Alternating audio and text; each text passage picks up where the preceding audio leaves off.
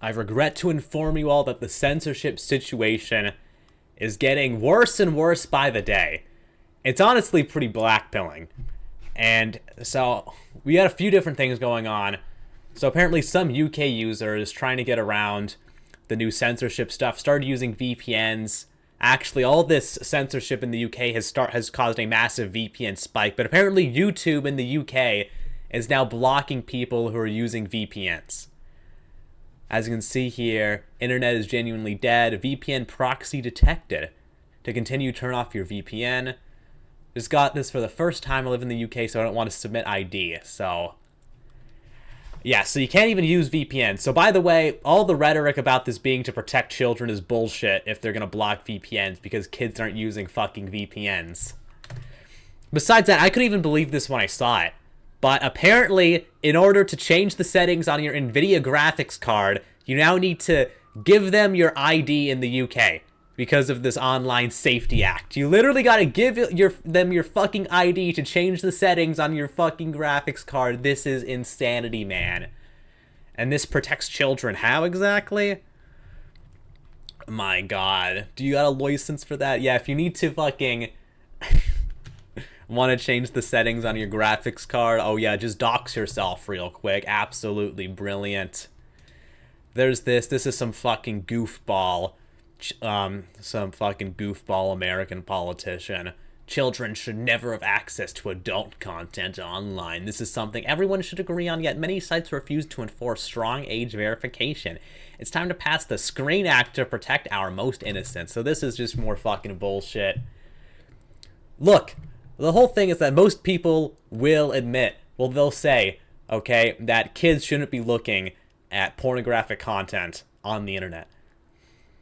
But really, it should really be the responsibility of the parents to monitor their children's internet activity, okay? You know, surprise, surprise, the internet, where anyone from anywhere can post anything, might not be appropriate for children, okay? Shocking.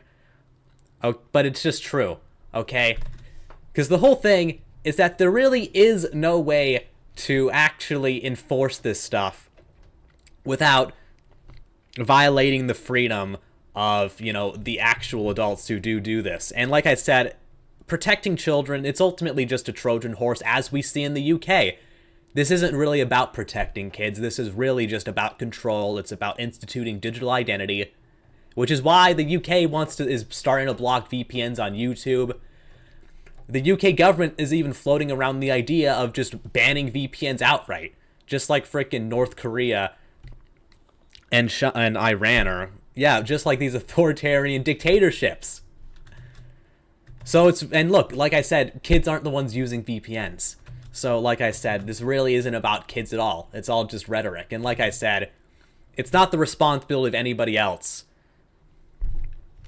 Really, it's the responsibility of the parents, and we're just living in an era of terrible parenting. Alright, like, you know, just go out, you'll see these freaking iPad kids all over the goddamn place. Talk about a disgrace. Anyways, though, let's see. More stuff with the MasterCard stuff. So MasterCard, Visa, they've been getting bombarded by calls, okay? People complaining because a bunch of Australian feminists are getting games banned. And as you can see, MasterCard denies pressuring Valve to restrict adult content, citing only illegal transaction prevention bullshit. Valve claims indirect pressure via payment processing, citing MasterCard's rule against offensive content. Following advocacy group complaints, Steam and itch.io adjusted adult game listings, sparking debate over payment processors' influence. This is the whole thing. MasterCard and Visa, they're just outright denying, and even Collective Shout, they're just like, oh, we didn't ban anything. We didn't do nothing. Meanwhile, Steam and itch.io are literally saying, yeah, they sent us their demand, they demanded us to do this. But yeah, other stuff here has been revealed that Steam was forced to remove games all in the name of brand protection. Ironically, this has hurt their brand much, much more, and they still haven't caved from what I can tell. Even though the backlash against this has been insane, they still haven't caved, okay? Like 20 Australian feminists fucking bitch, and it's like, oh, fucking shut it down, shut it down. Meanwhile, millions of gamers complain, and then it's like, oh, they got the blinders on. As you can see, this is the whole thing, and And as he mentions here, censoring anime, manga, games, Steam, Japan. Yeah, like I said, this happened a while back too. But MasterCard and Visa have also been censoring anime and manga. You know, there's this big thing with Pixiv that happened a while back where a lot of the legal content that they were selling and platforming had to be removed at the behest of MasterCard and Visa. Like I said, we really need to take care of these payment processors somehow. There's absolutely no reason why what's effectively just a middleman should be restricting these purchases, especially in this, modern digital age. Yeah, this was funny. MasterCard deflects blame for NSFW games being taken down, but Valve says payment processors specifically cited a MasterCard rule about damaging the brand, which, by the way, there is a MasterCard rule about that, which is interesting. Besides that, though, adult games are just the beginning. GT and Saints are reportedly at risk of being delisted by payment processors. And look, this kind of stuff is very true, too. This is the whole thing. Like, I've stated this before. I don't really care about these freaking, Garbo NSFW games getting removed from Steam or whatever. But the whole thing is that it sets a very bad precedent, especially when it's feminists who are demanding it. Because how many games do you think these radical feminists would want removed? I mean, it's a lot. All right, Grand Theft Auto, Saints Row. I mean, look, just about every game radical feminists have a problem with. Go watch Tropes vs. Women in Video Games. Anita Sarkeesian complains about almost everything in that series. And they've only gotten more extreme since then. Yeah, besides that, we'll talk about some of the other censorship. So the unfortunate thing with this is that if it was just the UK, that would be one thing. But now these similar kind of censorship laws are being proposed everywhere and are likely going to be passed everywhere. The EU, America, Canada, Australia. They all want to start censoring the internet en masse. So Irish government plans to give the Garda powers to monitor live conversations on WhatsApp, Instagram, iMessage, gaming devices, car systems, satellite networks. Essentially, they want to monitor all private communications. Do you want to live in a surveillance state? Yeah, so is this what the IRA fought for? My God, talk about a disgrace. So this is Ireland. Countries worldwide are implementing censorship laws, VPN bans, internet blackouts, and safety regulations. They're discussing criminalizing search queries. The next step is a full lockdown using misinformation, child safety, and national security as excuses. They'll control DNS, payment processors, and hosting, ending online freedom. A permission-based internet requiring government ID is coming. Enjoy the internet's final years, archive everything, and learn to self-host. So, Joint Press Release Commission presents guidelines and age verification app prototype for a safer online space for children. Like I said, they don't give a fucking damn about children. If we're talking about the UK specifically, they let these rape gangs run free. But, they're gonna fucking they're gonna freaking twist the screws on this. Give me a goddamn break. It's all just, like I said, it's all the Trojan horse. They just want to monitor everything. They want to control everything. Yeah. Age verification is coming for the whole internet. I guess that's just an opinion piece. And like I said, YouTube's AI...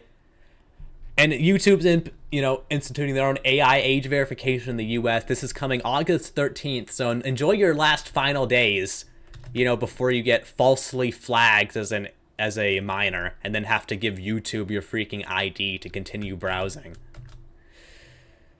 Yep, same thing. Even Duke Nukem 3D is at risk. A lot of games would be at risk, unfortunately. Apparently, another gaming storefront, Zoom, got hit.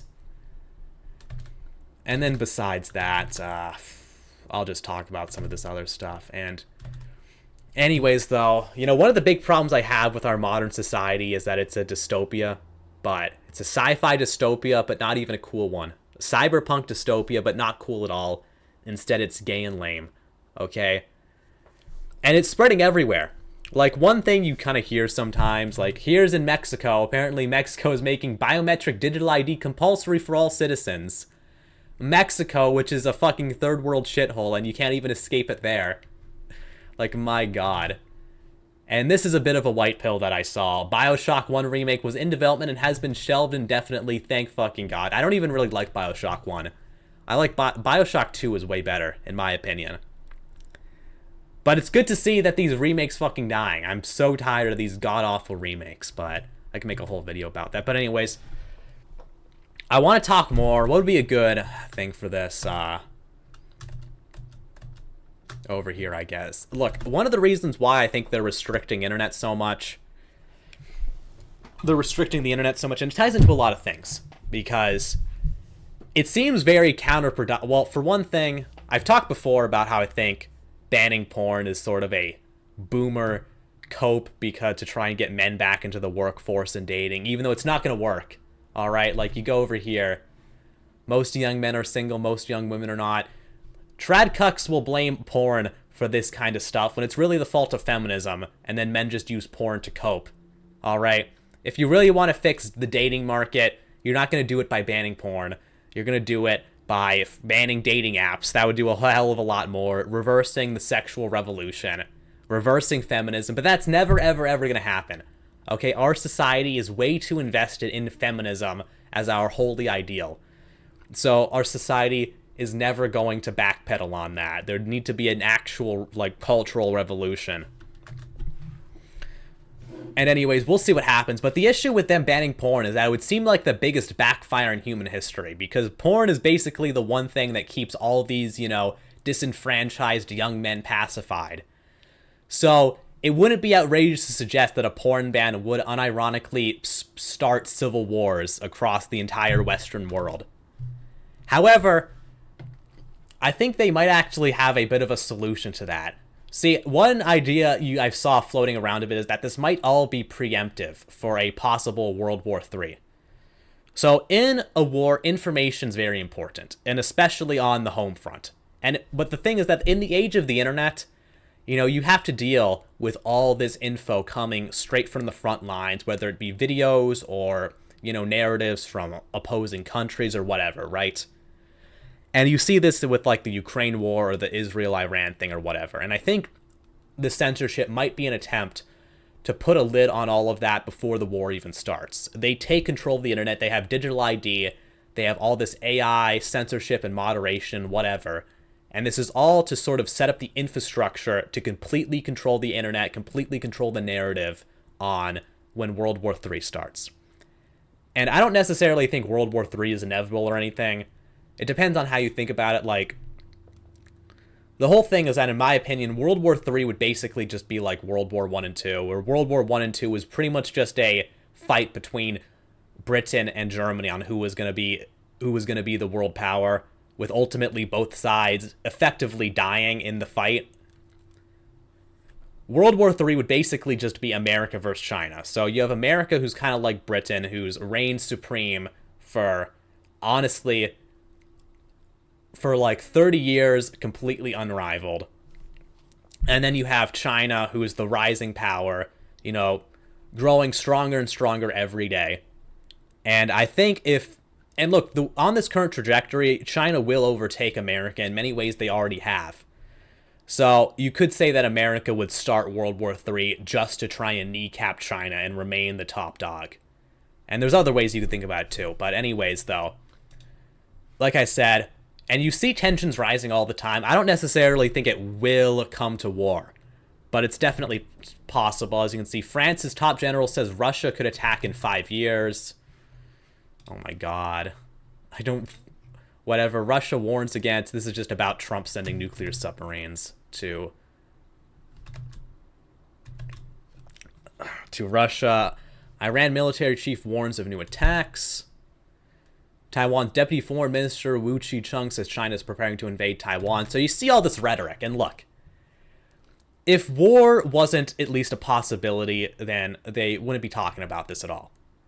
So we'll see what happens. So I guess the plan is just to completely control the internet, and then just send all the young men to go fucking die overseas. And we'll see what happens. Like, I made this kind of map. This is my rough idea of how World War III might happen. As you can see, we have the Globo Homo Alliance and the axis of baseness. And look, this would be a little different if it actually did happen. Like, you know, maybe India joins, you know, blue, and Pakistan joins red. And most of Africa would join China, actually, if push came to shove. And I don't know. I don't know about Turkey. Turkey's kind of a wild card right now, because they're in NATO, but their relationship with America is pretty is on the rocks right now. But anyways, though, pick your poison, guys. All right, do you want to be sent to Russia to freeze to death in the winter? To Iran to get frickin' hit by, to take fucking pot shots from guerrilla fighters in the desert? Or do you want to go to frickin' China and get completely trampled by a wave of like a million guys? A human wave of a million guys. Pick your poison, okay? But anyways, though, yeah, I do think this kind of conflict is inevitable because China has been slowly but surely taking over the world. America is still very powerful. But I mean, even this map, if you comparing biggest trading partners, China is basically taking over the world in terms of trade. All right, I mean, just look at this to this. And like I see, we'd have to see how it actually shakes out. And look, ultimately, I think what would happen is that both sides would basically die. I don't think America could survive a World War III. Even if they did win, I think it'd be a Pyrrhic victory that collapses their empire. Same thing with, China, similar. I think China would probably end up a little better, but it would be very bad for each side. But anyways, though, that's my opinion. Comment down below what you guys think. Like the video if you enjoyed, dislike if you didn't, subscribe for more content in the future. Thank you guys all for watching, and goodbye.